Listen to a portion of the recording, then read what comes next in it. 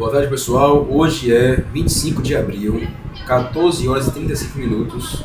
Vamos continuar nossa série de livros, nossa série de leitura do livro de Aloysio de Azevedo.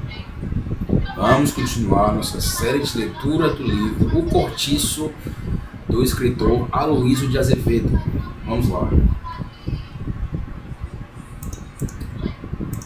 Aqui, ali, por toda parte, encontravam-se trabalhadores, uns ao sol, outros debaixo de pequenas barracas feitas de lona ou de folhas de palmeira. De um lado, cunhavam pedra cantando, de outro, quebravam a picareta, de outro, afeiçoavam os lajedos a ponta do picão. Mais adiante, faziam paralelepípedos a escopro e macete.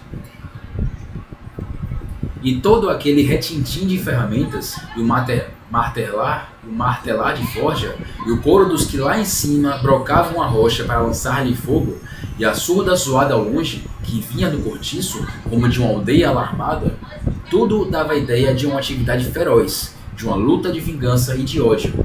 Aqueles homens gotejantes de suor, bêbados de calor, desvairados de insolação, a quebrarem, a espiçarem, a espicaçarem, a torturarem a pedra, pareciam um punhado de demônios revoltados na sua impotência contra o impassível gigante que os contemplava com desprezo, imperturbável a todos os golpes e a todos os tiros que lhe desfechavam no dorso, deixando sem um gemido que lhe abrissem as entranhas de granito. O membrudo cavouqueiro havia chegado à fralda do orgulhoso monstro de pedra. Tinha-o cara a cara, mediu-o de alto a baixo, arrogante, um desafio surdo. A pedreira demonstrava nesse ponto de vista o seu lado mais imponente. Descomposta, com o escalavrado flanco exposto ao sol, erguia-se altaneira e desassombrada, afrontando o céu muito íngreme e lisa, escaldante e cheia de cordas que mesquinhamente lhe escorriam pela ciclópica nudez, com efeito de teias de aranha. Em certos lugares, muito alto do chão, lhe haviam espeitado alfinetes de ferro, amparando sobre um precipício miseráveis tábuas que, vistas cá de baixo, pareciam palitos, mas em cima das quais uns atrevidos pigmeus de forma humana equilibravam-se, desfechando golpes de picareta contra o gigante. O cavouqueiro meneou a cabeça com ar de lástima. O seu gesto desaprovava todo aquele serviço. Veja lá, disse ele, apontando para certo ponto da rocha. Olhe para aquilo. Sua gente tem ido às cegas no trabalho desta pedreira. Deviam atacá-la justamente por aquele outro lado, para não contrariar os veios da pedra. Esta parte aqui é todo granito, é a melhor. Pois olhe só o que eles têm tirado de lá. Umas lascas, uns calhaus que não servem para nada. É uma dor de coração ver estragar assim uma peça tão boa. Agora, o que hão de fazer dessa cascalhada que aí está, senão macacos? E brada aos céus, creia, ter pedra desta ordem para empregá-la em macacos. O vendeiro o escutava em silêncio, apertando os beiços, aborrecido com a ideia daquele prejuízo. Agora você falou a linguagem dele. Agora, se rapidinho você vai convencer ele a pagar o que você queria. Falou em prejuízo, esse cara levanta a orelha na hora para prestar atenção. Uma porcaria de serviço, continuou o outro. Ali onde está aquele homem é que deviam ter feito a broca, porque a explosão punha abaixo toda esta aba que é separada por um veio. Mas quem tem aí o senhor capaz de fazer isso? Ninguém. Porque é preciso um empregado que saiba o que faz, que se a pólvora não for muito bem medida, nem só não se há do veio, como ainda sucede ao trabalhador o mesmo que sucedeu ao outro. É preciso conhecer muito bem o trabalho para se poder tirar partido vantajoso desta pedreira. Boa é ela, mas não nas mãos em que está. É muito perigosa nas explosões, é muito em pé. Que lhe lascar fogo não pode fugir senão para cima pela corda, e se o sujeito não for fino, leva ao demo. Sou eu quem o disse. E depois de uma pausa, acrescentou, tomando na sua mão, grossa como o próprio cascalho, um paralelepípedo que estava no chão. Que digo eu, cá está, macacos de granito. Isto até uma coisa que estes burros deviam esconder por vergonha. Acompanhando a pedreira Acompanhando a pedreira pelo lado direito e seguindo-a na volta que ela dava depois, formando um ângulo obtuso, é que se via quanto era grande. Suavava-se bem antes de chegar ao seu limite com a mata. Que mina de dinheiro, dizia o homem zarrão, parando entusiasmado defronte do novo pano de rocha viva que se desdobrava na presença dele. Toda essa parte que se segue agora, declarou João Romão, ainda não é minha. E continuaram a andar para adiante. Deste lado, multiplicavam-se as barraquinhas. Os macaqueiros trabalhavam à sombra delas, indiferentes àqueles dois. Viam-se panelas ao fogo, sob 4 pedras ao ar livre, e rapazitos tratando do jantar dos pais. De mulher nem sinal.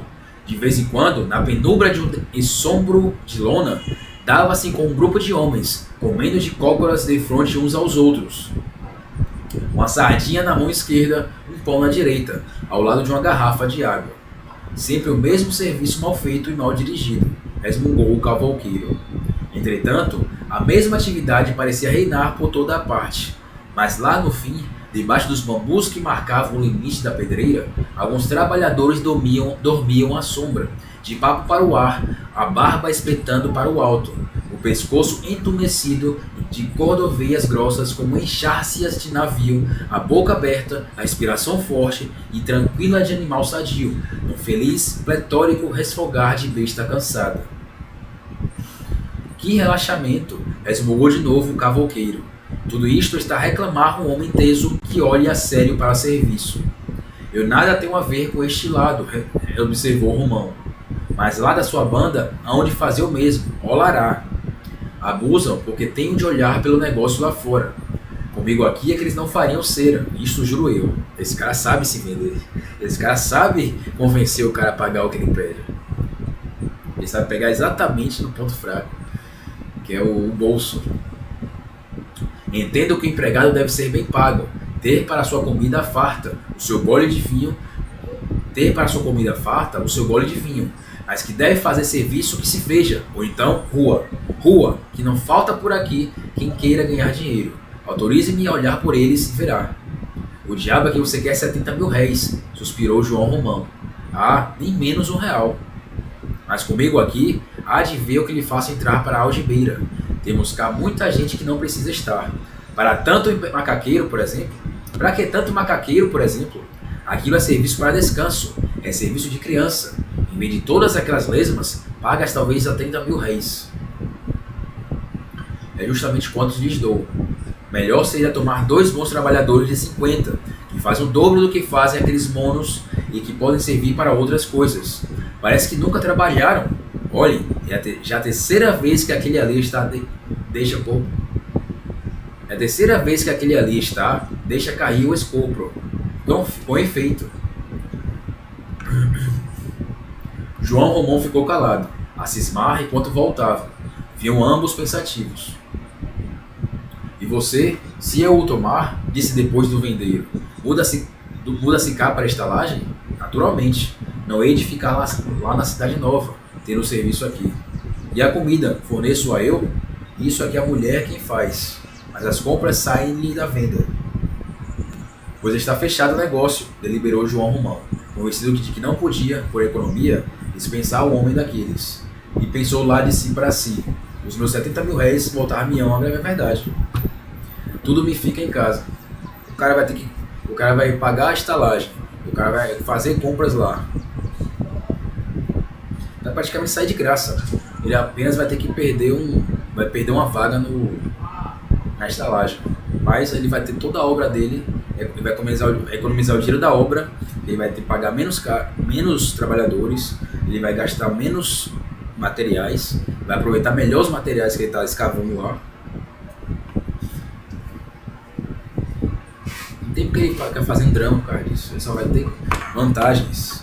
Se o cavouqueiro realmente não for só o gogó, né? Se ele realmente faz o que ele promete, fizer o que ele está prometendo. Então, estamos entendidos? Estamos entendidos. Posso fazer amanhã a mudança? Hoje mesmo, se quiser. Tem um cômodo que há de calhar. É o número 35. Vou mostrar-lhe. e aligeirando o passo, penetram na estrada do capinzal com direção ao fundo do cortiço. Ah, é verdade. Como você se chama? Jerônimo, para o servir.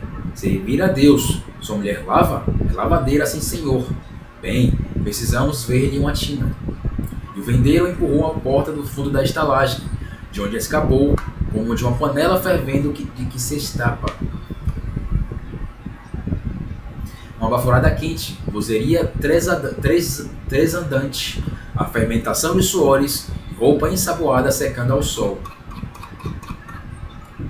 E 10 minutos e meio, né? Nada mais a calhar o fim desse capítulo, desse episódio.